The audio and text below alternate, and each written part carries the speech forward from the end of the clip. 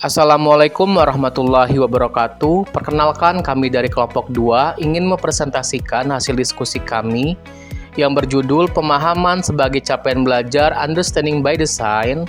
Sebelum kami mempresentasikan, saya ingin memperkenalkan anggota-anggota dari kelompok 2. Yang pertama, Anissa Widya Pangesti, yang kedua Cherly Anjarsari, yang ketiga Dedi Daryanto, yang keempat Deka Fitria, yang kelima Della Julian Anggita, yang keenam Karinda Salsabila.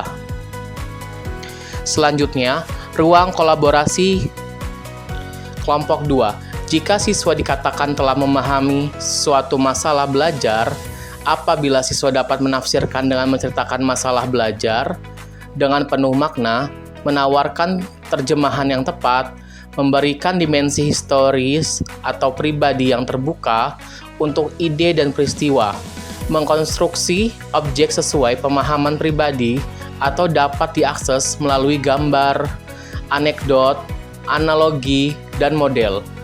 Berikan contoh konkret bagaimana siswa menafsirkan sesuai tema ataupun mata pelajaran Anda sebagai bukti siswa telah memahami.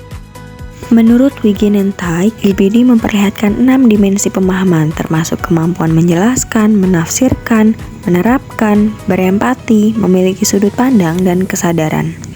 Dari ke-6 aspek pengetahuan tersebut, kita dapat mengetahui bahwa hasil pemahaman yang diharapkan dari peserta didik dalam kerangka UBD memerlukan peran guru dalam mendukung upaya implementasinya dalam pembelajaran.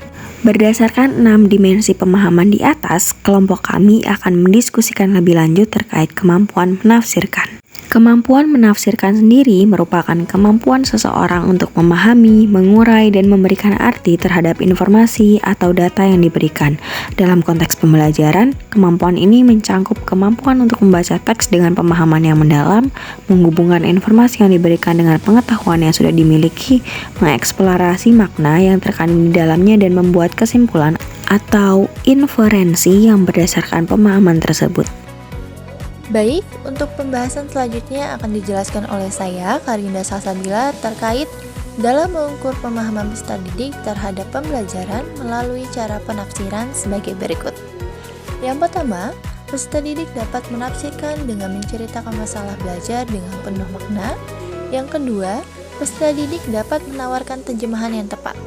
Maksud dari kata menawarkan terjemahan yang tepat sendiri, peserta didik mampu memberikan terjemahan atau pengertian yang akurat dan sesuai dengan konteks pembahasan dari suatu teks atau informasi yang ada pada satu bahasa ke bahasa lainnya, atau bahasa yang dari buku ke bahasa mereka sendiri.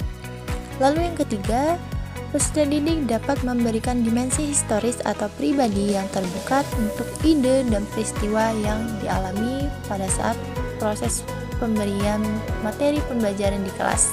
Dan yang terakhir, peserta didik dapat mengkonstruksi objek sesuai pemahaman pribadi atau dapat diakses melalui gambar, anekdot, analogi, dan model. Berikut contoh konkret bagaimana peserta didik menafsirkan. Pada mata pelajaran Ilmu Pengetahuan Alam dan Sosial, pada fase C kelas 5 semester 1 dengan tema rantai makanan.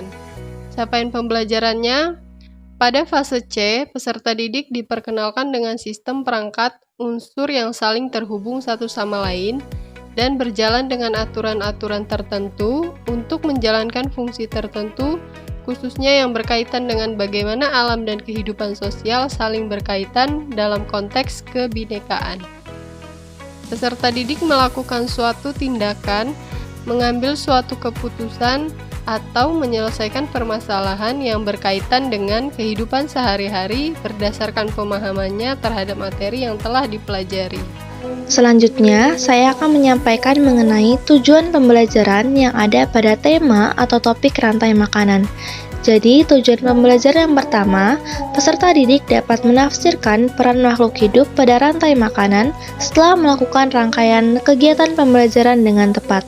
Kedua, peserta didik dapat mendeskripsikan hubungan antar makhluk hidup dalam bentuk rantai makanan setelah mendengarkan penjelasan guru dan kerja kelompok dengan benar. Berdasarkan tema pembelajaran tersebut, Kemampuan menafsirkan yang dimiliki oleh peserta didik setelah memahami materi pembelajaran adalah peserta didik mampu menafsirkan konsep pada rantai makanan. Dalam konsep rantai makanan, proses terjadinya makan dan dimakan ini berada dalam suatu urutan tertentu. Dalam rantai makanan, terdapat makhluk hidup dengan beragam peran, yakni produsen, konsumen, dan pengurai. Produsen adalah organisme yang memiliki kemampuan membuat makanannya sendiri, contohnya tumbuhan hijau. Konsumen adalah makhluk hidup yang bergantung pada makhluk lain karena tidak bisa membuat makanannya sendiri. Sedangkan pengurai adalah untuk membusukkan tumbuhan dan hewan yang sudah mati. Pada layar terlihat gambar peran dari berbagai makhluk hidup. Apabila dalam rantai makanan tersebut katak mengalami kepunahan, maka yang terjadi adalah belalang semakin banyak. Produsen dalam rantai makanan ini adalah rumput, sedangkan belalang adalah konsumen pertama. Katak berperan sebagai konsumen kedua, sedangkan ular adalah konsumen ketiga. Burung elang adalah konsumen keempat, dan jamur adalah pengurai. Sekian hasil dari presentasi kami pada pagi hari ini.